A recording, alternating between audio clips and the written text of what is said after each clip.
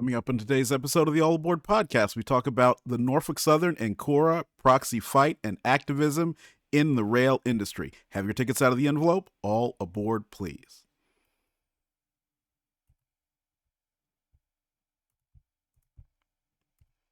Now boarding on track number 8 is train number 1, the All Aboard podcast, your twice weekly excursion into transportation excellence, and I am your conductor, Phil Bell, Enterprise B. PB Crisp, Mr. 645, a highly trained rail enthusiast, and as always, I am blessed to hold the E. Hunter Harrison Chair here at the Bell Institute for Advanced Railroad Studies, where there are no degrees because the learning never ceases. And after a few days, it's great to be back behind this, the Brunswick Green PLB microphone. I just wanted to give you a quick tip before we get going. Yesterday, I went up to the train show in Clark, New Jersey, had an amazing time meeting several of you, having a chat, getting a lot of really cool stuff. And by the way, I saw my Aunt Phyllis, and she has been someone who's very instrumental in my life and helped me become a highly trained rail enthusiast. So check out our little video on YouTube yesterday. But I want to take a moment to tell you that for all the people in your life that help you in your rail enthusiasm, whether it's your parents who might buy you trains when you're young and take you around to see them, or it's your wife who puts up with your hobby, or in my case, my roommate who lets me fill the house full of railroad related stuff, or my boss who said, hey, I will let you do this podcast. Make sure to thank them. They may not be out there right by the main line with you, but they do play an instrumental part in your rail enthusiasm, and that means a lot. So thank you to Nancy, to my mother, to Adam, and all the great people out there,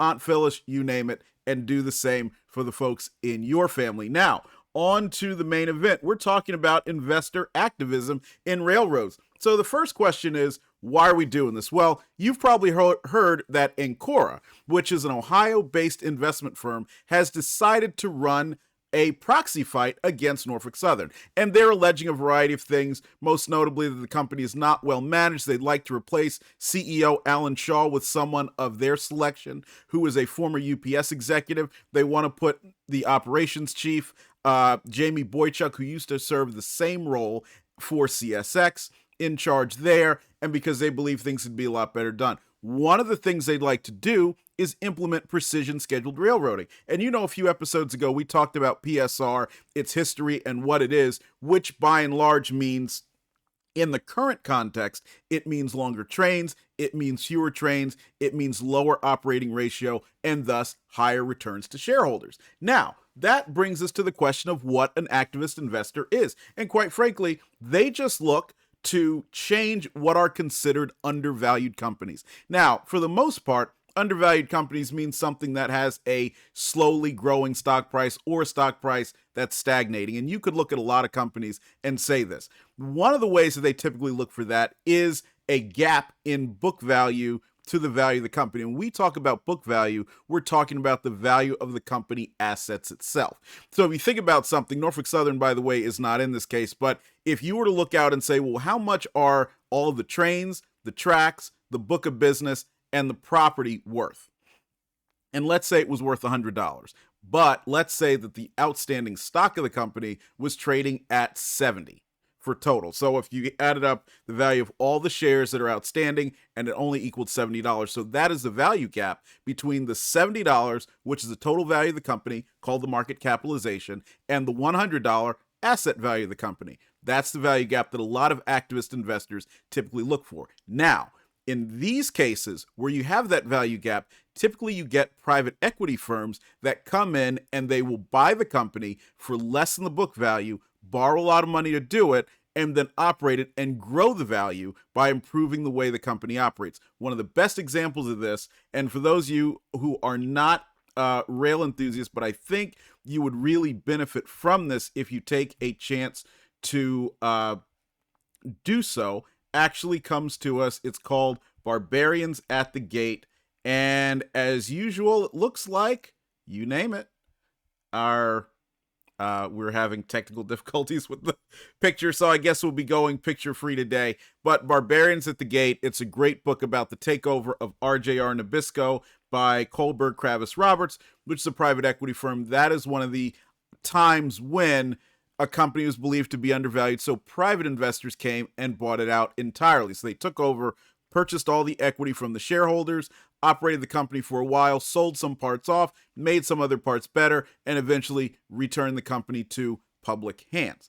Now, other ways that you will see this are from people like T. Boone Pickens. T. Boone Pickens is a lot closer to what Ancora is doing with Norfolk Southern. And what he did is he looked at the energy industry in the 1970s and he found two interesting things. First of all, these companies had a lot of cash, and they got a lot of that cash because of the Arab oil embargo. So you saw them being able to sell oil, or in this case, gasoline for the most part, for a lot higher prices than they had previously. And this meant they had a lot of cash in their books. One of the great examples of the way that cash was used was to start ESPN with funding from Getty Oil. So if you ever look at ESPN's colors and you wonder why they are that way, those were Getty Oil's colors because they were the primary investor putting in a lot of that capital that they had accumulated by selling oil for so much money in the 1970s. Well, T. Boone Pickens looked at this and said, well, wait a second. I don't understand why these companies, which are oil companies, are spending their time investing in all these different things. They're spending money on executive perks. They've got these big time places where the executives can go and just hang out on the company dime, which most of us would say is paradise. But if you're an investor, you don't really want that to happen. So he decided to shake up the company, shake up a lot of these companies by starting his own firm that went after these companies that he believed were improperly using shareholder funds and therefore were undervalued. And to be clear, when I say improper, I don't mean illegally, but not to the best interest of the shareholders and not in the best interest of generating the best profit possible. Another thing that he noticed that has been echoed in other situations is that a lot of the companies did not have management that had a significant equity stake in the firm. So one of the things that you might want to do is go over to yahoo.com, put in the stock of your favorite railroad, whether it's Norfolk Southern, CSX, or otherwise, and see what percentage of the stock is held by insiders. Typically, the higher percentage of the stock held by them, the better, because that means they have a greater stake in how the company operates. So when you put all those things together, you end up with what is called an activist investor. And activists simply say, we don't like the way it's going, we're going to make it better. Now, I want to be clear to distinguish them from green mailers. Green mailers are typically associated with this group, whether we're talking about private equity or, as we're called in the 1980s, corporate raiders. I don't like that term, but that was one that was popularly used. Activist investor, which you hear today, and then also the green mailers. And green mailers would buy a big stake in a company, and they would have no intention of controlling it or doing anything other than selling that stake back to the company for a lot of money, saying, hey, if you don't do that, I'm going to come in, throw the entire management out, and we'll do things my way, which of course management typically doesn't want, so they will pay him off. Now, because this was deemed to be a nuisance by Congress, there were taxes and so forth that were placed on whatever is deemed to be green mail, which is why you don't see it happening very much now. But it's certainly worth it for those of you when in the few minutes that you're not watching this podcast, reading about trains,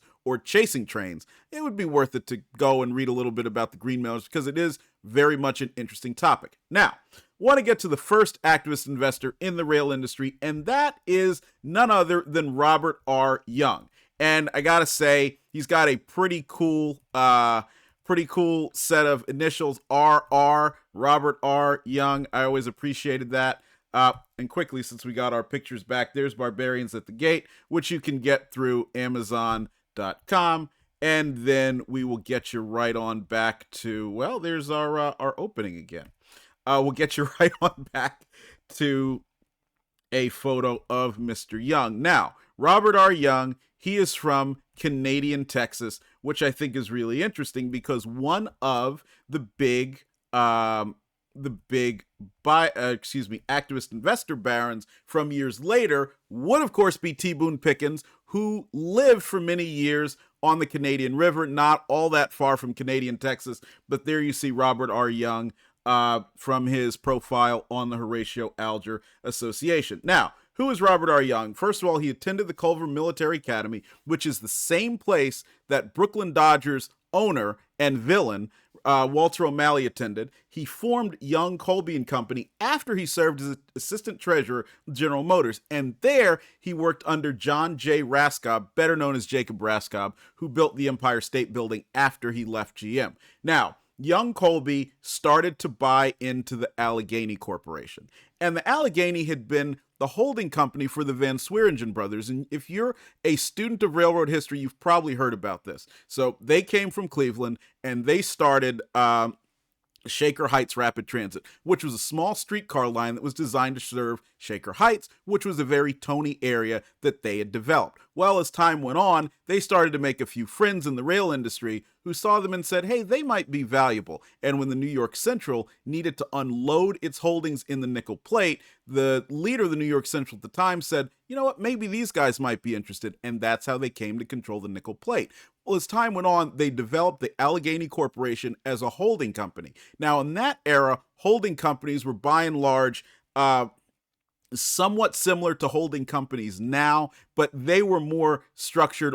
We would think of them more as a conglomerate today, whereas in that time, they were called holding companies. But what Allegheny eventually did is it controlled the nickel plate, the Chesapeake and Ohio, the Erie, the Chicago and Eastern Illinois, the Père Marquette, and the Missouri Pacific. So it controlled the largest portion of railroads in the entire country. And I want you to think about what would have happened if you had been able to put all those railroads together. You would basically have a system that stretched from as far east as Newport and actually Norfolk, Virginia, via car ferry, all the way into certainly large presence in Chicago, and then down to the Gulf Coast via St. Louis, also Kansas City, Texas, you name it, into Colorado, as well. So that is how substantial the Allegheny Corporation's holdings in railroads were.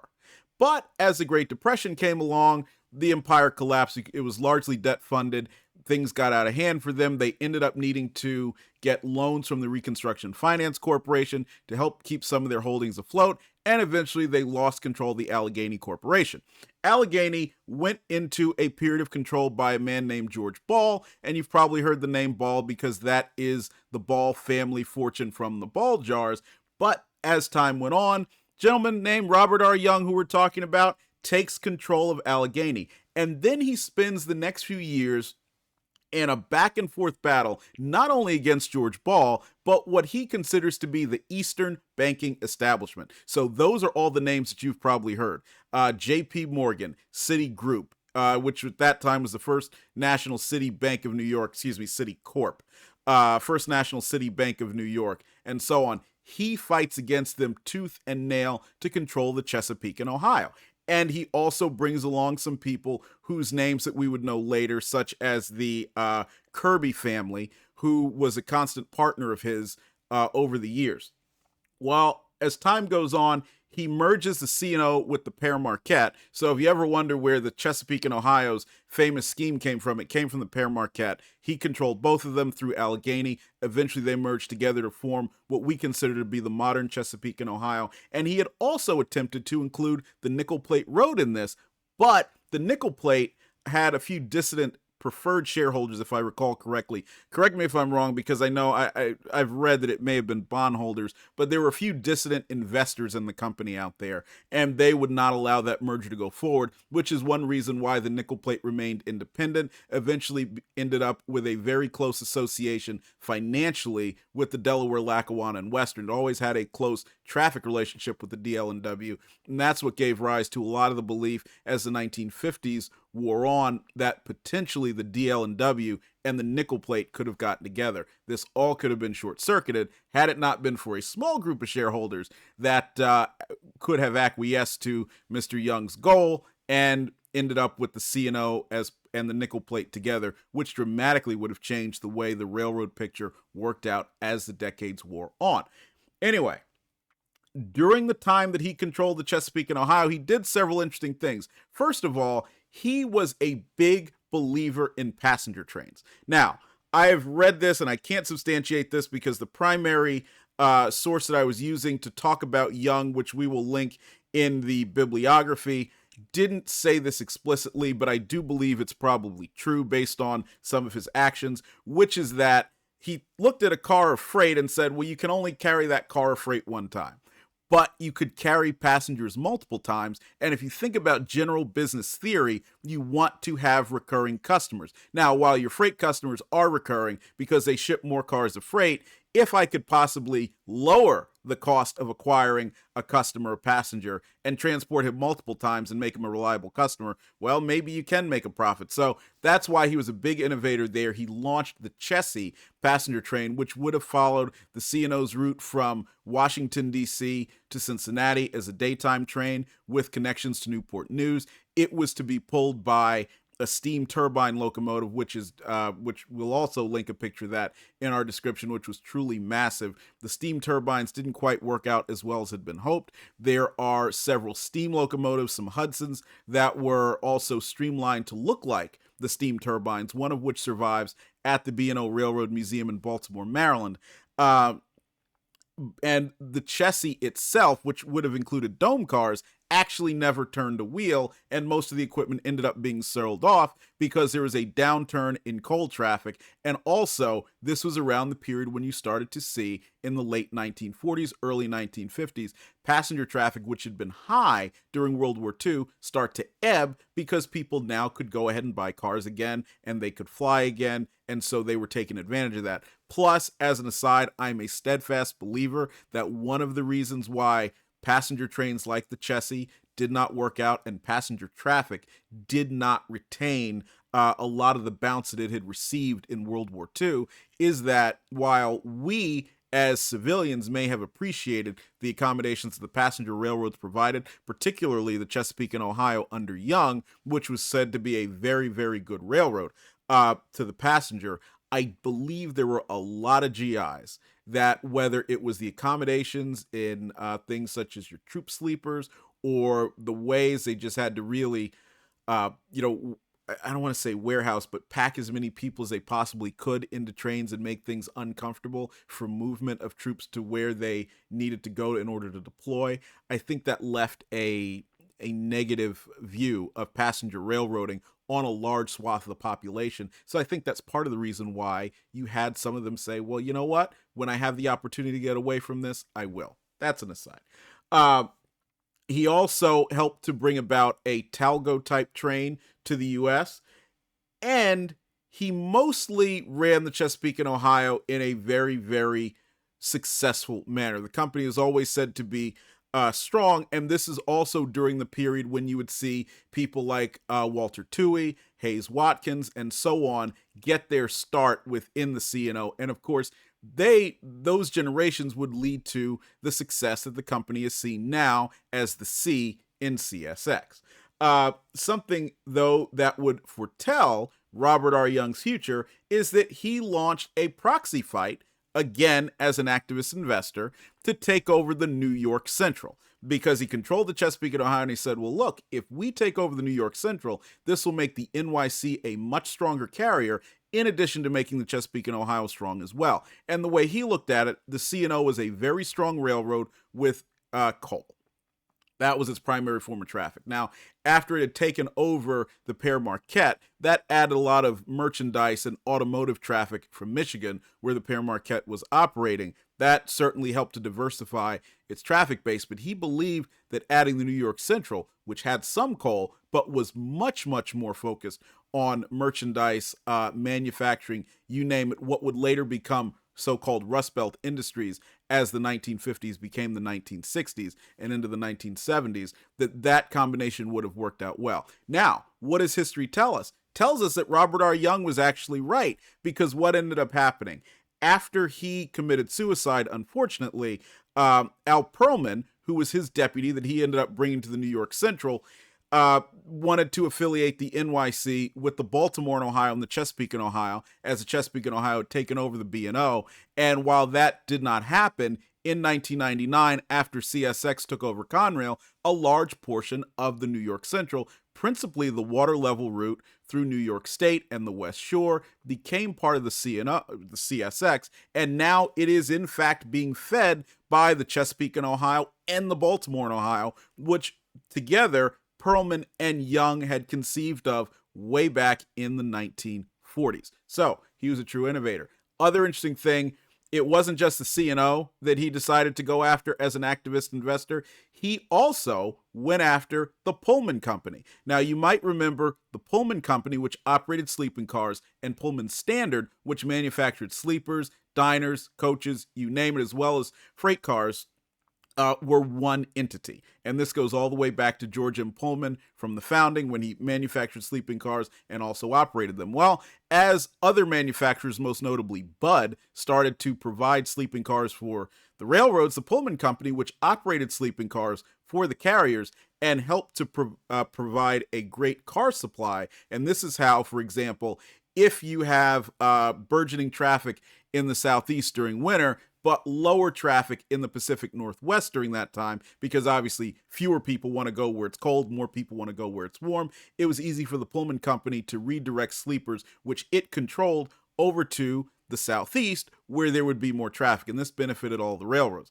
But the judge came along and said, wait a minute, this is antitrust, and largely because, for example, they would not operate sleeping cars that were provided by Budd. So there needed to be a split in the manufacturing and the operating activities. And Young proposed to take that over and that he would operate Pullman, and he had a litany of ideas that he would have used to improve it. Now, of course, by this point, a lot of people in the rail industry didn't like Robert R. Young very much, and if you ever look him up, you'll probably see, especially in older publications related to him, the term gadfly. Gadfly, even today, is a negative term in the rail industry. You don't want to be viewed as a gadfly. He was, but it didn't matter because he had the money that he could certainly play in the industry and do what he wanted to do. So while the Pullman did not work out, and eventually the railroads as a whole took it over and continued to operate it that way, he then went on to, of course,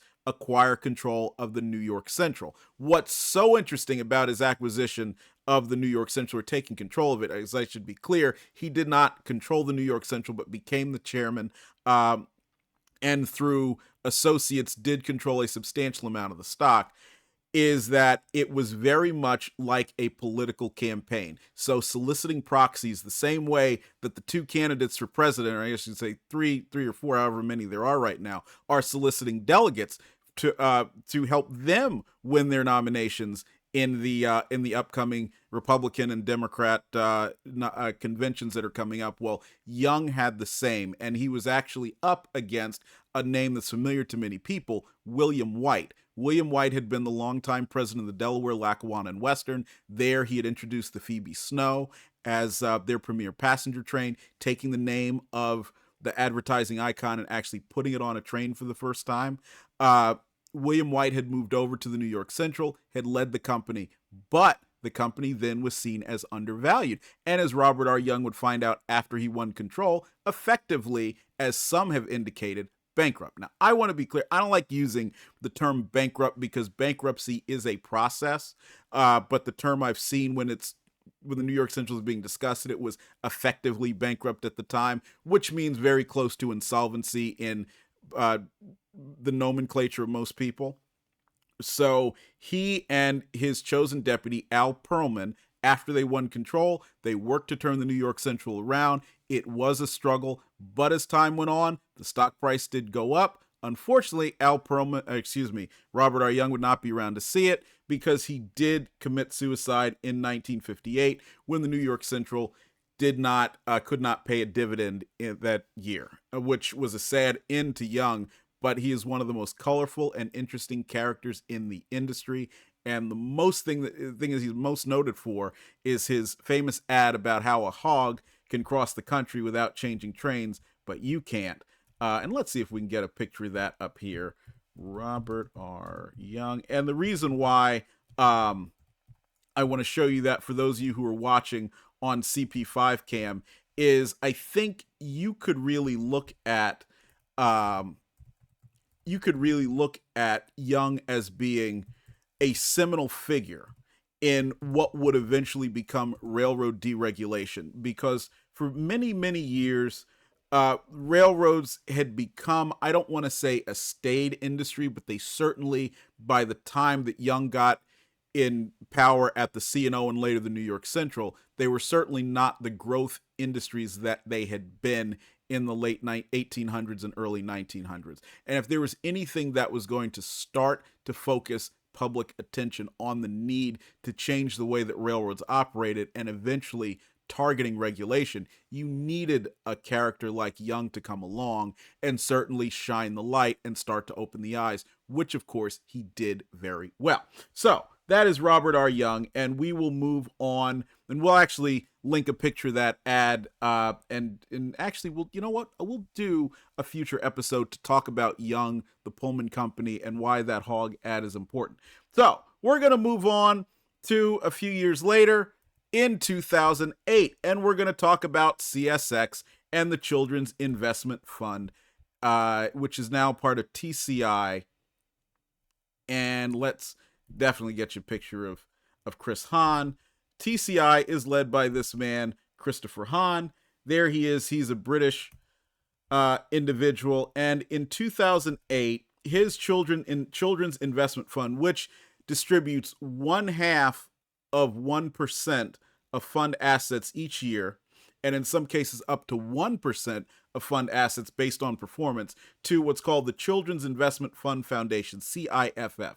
And that has supported a variety of causes ranging from global warming to child labor to HIV self-testing, a lot of things. And that is operated by Hahn's wife. Now, Hahn partnered with 3G Capital, which is a company you may have heard a lot of because they were behind the merger of Anheuser-Busch and InBev, which has created the current Anheuser-Busch. They were also big in supporting the Kraft Heinz takeover, and their executives played a key role in that, most notably zero-based budgeting, which was something that all 3G companies became known for. They had extensive railroad experience by operating all Latina Logistica, which is a railroad in Brazil. And we love ALL for one important reason, which is that they got a lot of really neat American locomotives, such as this SD40T-2 here. Took them down to Brazil, modified them because it certainly didn't look like that when it was on, I believe that was a former Southern Pacific unit, when it was on the SP. And continued to run them. And they've got a lot of GEs, I think C30-7, C36-7s, a lot of cast-off locomotives of American railroads from the 1970s and 1980s that are operating down there, which made ALL a very interesting target for rail photographers in the 2000s. Now, since then, it's had its name changed to Rumo and is owned by a different investment group.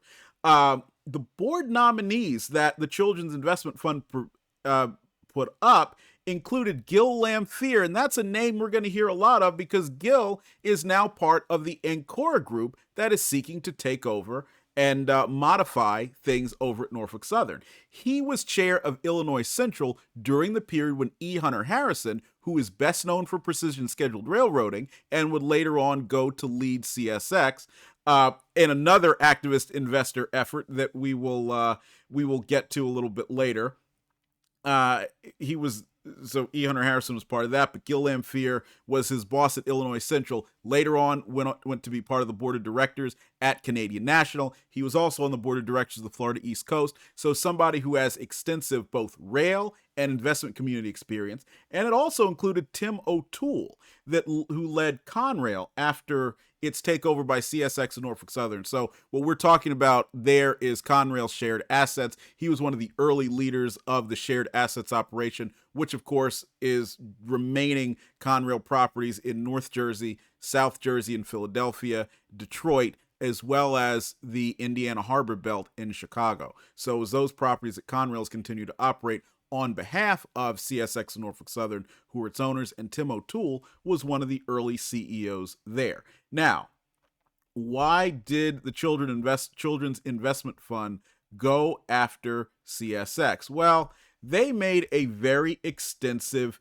what they called the case for change. And some of the things that they pointed out is, and some of these are kind of interesting. Number one, they marketed CSX as a, quote, public service company, the existing CSX management at the time, which was led by Michael J. Ward in Washington, D.C.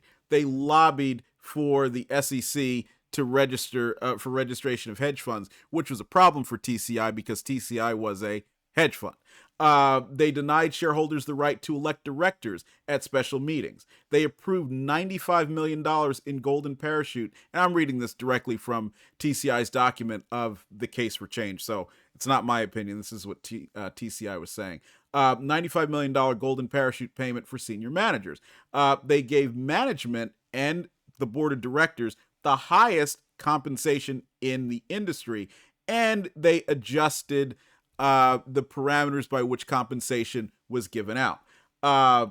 They also like to point out, TCI, that a lot of what they did had already before, as the proxy fight was going on, spurred CSX to change. So thanks to TCI, they're saying that CSX had instituted more stock buybacks. They were also pushing the company to have board of director nominees that had rail experience, as they were saying that a lot of the CSX directors did not, which at the time, and I do remember examining a lot, they didn't, although Michael Ward, who was the CEO, did have a seat on the board, and you would say that is a substantial amount of railroad experience there. So TCI went through a litany of horribles that they claim that CSX did and were just a bad steward of shareholder funds. But they ended up giving up their effort to affect change at CSX. And this was one of those situations where you had somebody basically say, look, we're going to declare victory and get the heck out. And that's what they did. And CSX ended up to continue on for roughly another 10 years until another activist effort took place there. And that was, of course, Paul Hilal at Mantle Ridge Capital. And Paul Hilal, and we'll just talk about that briefly. This is Paul.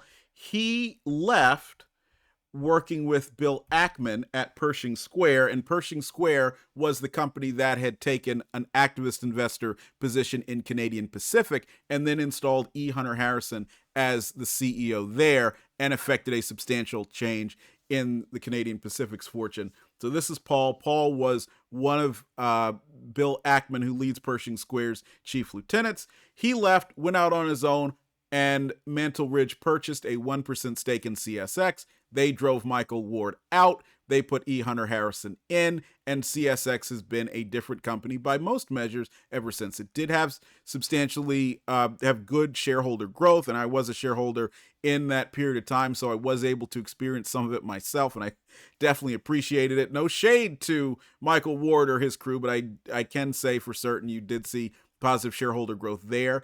And Hilal, along with Bill Ackman, had produced significant shareholder growth at Canadian Pacific, and you could say shareholder value growth, I should say.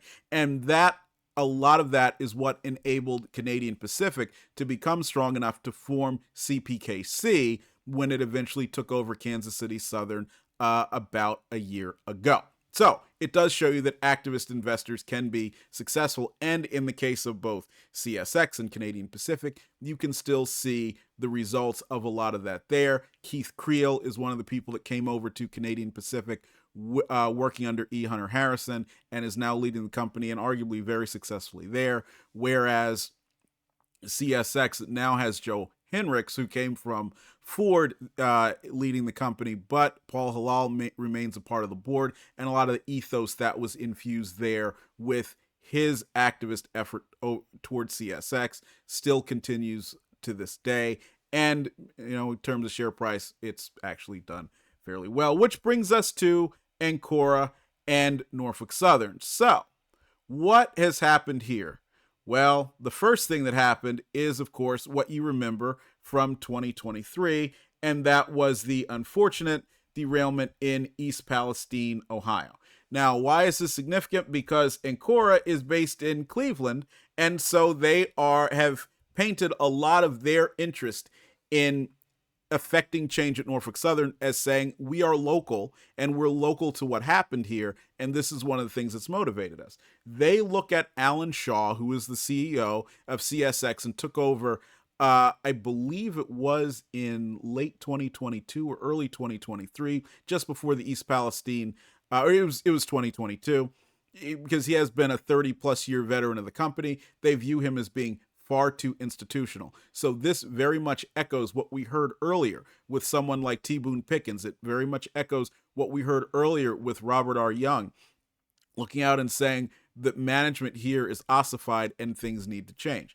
The other thing that they are really looking for, aside from pointing out that Mr. Shaw has been there for a very long time in some capacity, and that Norfolk Southern safety record is not what it used to be, because for many years they pretty much owned the Association of American Railroad Safety Award. And again, I'm not offering commentary. I'm just pointing out that, they have gone through a little bit of a bumpy ride in some instances, especially, because a lot of attention was focused on East Palestine. And so when you put those two factors together, and then you add one more, which is the desire to go with a fully throated implementation of precision scheduled railroading, that's how you get to Ancora's current bid for Norfolk Southern and what they're looking to do. What's interesting are some of the people who they have proposed to include. One is Gil Lamphere, who we've talked about earlier. Not only was he part of the 2008 effort against CSX's management at the time, but as we pointed out, he has been the former chairman of the Illinois Central Railroad when E. Hunter Harrison was there, so he certainly understands precision scheduled railroading. Another individual is Jamie Boychuk, who until 2023 served as chief operating officer of CSX and previously held positions of increasing responsibility with Canadian National on the operating side, so he is a very experienced railroad operator. And then you have a former chief executive officer of UPS who would then, under Ancora's plan, serve as CEO of Norfolk Southern. Now, Norfolk Southern has responded, has basically said all this is baseless, and one of the things that they have done to help blunt the criticism that they received from Ancora is they've proposed to appoint Richard Anderson, who used to serve as the CEO of Amtrak and then previously CEO of both Delta Airlines and Northwest Airlines, to its board of directors. And that is helping to blunt some of the criticism that says, well, you don't have experienced enough people on your board. Now, I will be very clear with you. I don't have an opinion either way on how this proxy fight plays out. Why is that? First of all, I've been lucky enough to get to know a lot of the people at Norfolk Southern over the years. And, while sometimes we've had disagreements, I think they have run a very strong company, and I think they come from a history and institutional knowledge base that really does show they understand how railroads work, they understand how to serve customers, and they understand how to deal with very difficult situations. I think the East Palestine situation was dealt with exceptionally well. First of all, you have a situation where you have a populated area and you have the potential for hazardous material release. So detonation is actually the word, and what they did is dealt with it in a way so that not only were there no deaths, but there were no physical injuries. And that's whether we're talking about the crew or we're talking about people who reside near the railroad. Now, they took some heat for that, but I think a lot of that heat that they took is largely because a lot of the media does not fully understand railroading and they don't take the time to learn about how it works. It's not to say that everything is perfect, and it's not to say that they are entirely without blame or otherwise. What I'm saying is I think they dealt with the East Palestine situation very well and probably better than all of the talking heads, including people on the Surface Transportation Board, could have dealt with such a situation. So that's number one. Number two, like I said, I think their management team does come from a good place and they have very good institutional railroad knowledge, and they have done a lot to help cope with the various ebbs and flows that the industry will receive. Now, on the other hand, I also like the fact that activist investors are involved not only in the market as a whole, but railroads in particular. If there is anything that anyone in business needs, it is the constant reminder of what the end goal is. So even if it ends up that the activists lose, even if it ends up that some people view what they're doing as not being as helpful as it could be, in the end, it is very helpful. It shows what happens, the power of the free market, and how individuals can make sure that every company, good or bad, is kept focused on the goal, which is increasing shareholder returns. And for those of you who don't understand why that's the case, if you don't continue to increase shareholder returns, you will not have the money to function. And that is particularly important to those of us in the rail industry, because everything we have and everything we do in this industry is expensive, whether it is paying a salary to someone like a trainman or an engineer, purchasing a locomotive, rehabbing a mile of track, or otherwise. That capital must continue to flow into the industry, and we all know what happens if it stops. Need look no further than the Penn Central, the Erie-Lackawanna, the Reading, the Rock Island, the Milwaukee Road. As much as we love those old railroads, we never want to see those days of not having any money to do our jobs come back. So I want to hear your comments. Please put them down in the comments section below. Let me know what you think of Ancora. Let me know what you think of Norfolk Southern. Let me know what you think of Robert R. Young. You name it. Thank you for tuning in. We will see you down the main line, and we will be back with you on Wednesday. Thanks for tuning in.